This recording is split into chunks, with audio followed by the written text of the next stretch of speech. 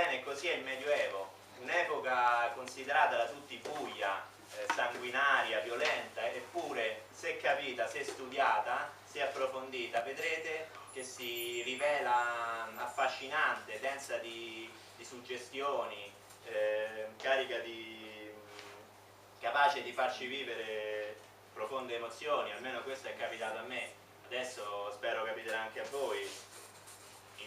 Pensiamo, adesso vi dirò così tutti gli argomenti che troverete nel libro. Pensiamo per esempio al governo delle puttane, detto pornocrazia in termini più ortodossi, più raffinati. Pensiamo alla papessa Giovanna, il concilio del cadavere. Adesso io, sentendo queste parole così, potreste pensare che scusa, il concilio del cadavere. Questi sono stati momenti proprio. Beh, quello fu il processo postumo al cadavere sì, di Papa Formoso. No, però non gli è svelato. Ah, scusa, no, scusa, perché tu l'hai chiamato.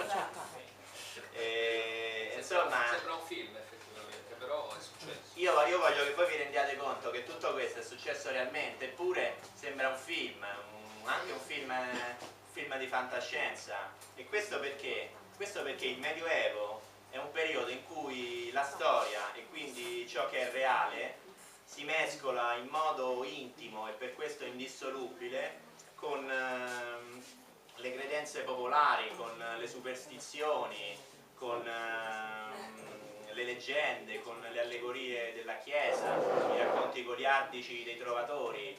Perciò vi ripeto, il governo delle puttane, il concilio del cadavere, la papessa Giovanna, storia o leggenda? Forse tutti e due, l'unica certezza è che non lo sapremo mai. Ebbene, pensate quanto possa essere, diciamo, densa di significato, quanto possa essere suggestiva questa cosa. Cioè noi studiamo la storia, che però poi è anche leggenda. Insomma, è una cosa che a me mi ha dato forti emozioni, mi ha trasmesso parecchie sensazioni. Spero che questo possa accadere anche per voi. Ma soprattutto il punto poi cardine di questa presentazione è sfatare i falsi miti, purtroppo tanti, numerosissimi, che riguardano il Medioevo.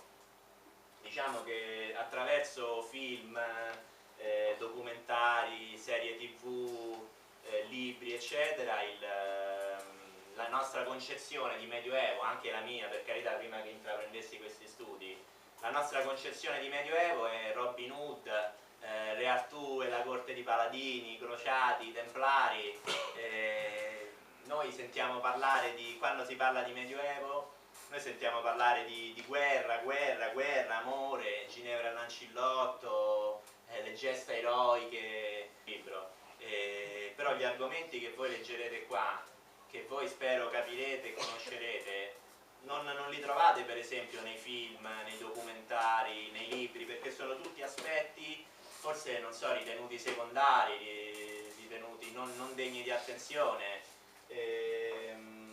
La guerra, gli assedi ai castelli nemici, le battaglie eccetera. Evidentemente questi aspetti del Medioevo ritenuti forse più plateali, più scenografici, sono stati considerati gli unici degni di attenzione, e per questo i film ce li hanno sparati in continuazione ancora, e tuttora continuano a farlo, trasformando praticamente il Medioevo in un unico campo di battaglia, luogo di azione per re, principesse da salvare, paladini.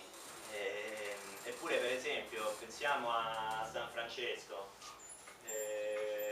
San Francesco d'Assisi fu una grandissima figura, forse la persona più emblematica, più degna di riverenza che sia vissuta nel Medioevo. Pensiamo anche all'attuale Papa Francesco.